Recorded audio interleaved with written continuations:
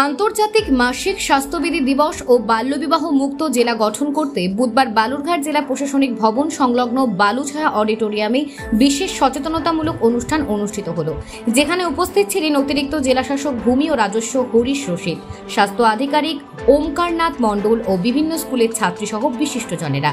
এই অনুষ্ঠানকে সব রকমভাবে সহযোগিতা করেছে সূর্যোদয় সমাজ কল্যাণ সংগঠন ও নারী মুক্তি মহিলা সমিতি। মূলত মেয়েদের বয়সের সাথে সাথে বিভিন্ন শারীরিক সমস্যা দেখা দেয়, যার মধ্যে মাসিক ঋতুচক্র অন্যতম।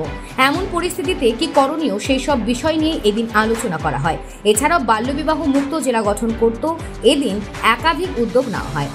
এ বিষয়ে স্বাস্থ্য আধিকারিক ওমকারনাথ মণ্ডল জানান, আমাদের যে কিশোরী মেয়েরা রয়েছে এদের শারীরিক বৃদ্ধির সঙ্গে সঙ্গে ভিতরে হরমোনাল চেঞ্জেস হয়, তার জন্য মাসিক যে ঋতুচক্র শুরু হয়।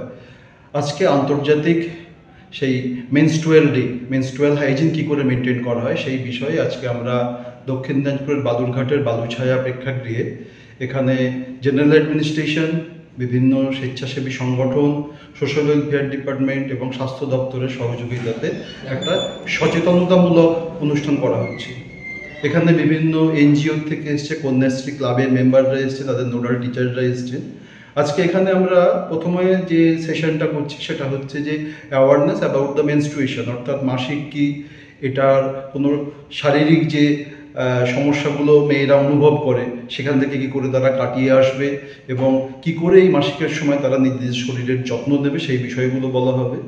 কিশোর কিশোরীদের ভিতরে এই মুহূর্তে বিভিন্ন সোশ্যাল মিডিয়া বা এইসবের কারণে দেখা যাচ্ছে যে কম বয়সে বিবাহ করার একটা প্রবণতা, সেই কিশোর কিশোরীদের সেই প্রবণতার থেকে কি করে তারা বেরিয়ে আসবে এবং কেন বেরিয়ে আসবে সেই বিষয়ে বিস্তারিত একটা সেশন আছে। বালুরঘাট থেকে রিপন ভুঁইয়ার প্রতিবেদন, নিউজ টুডে।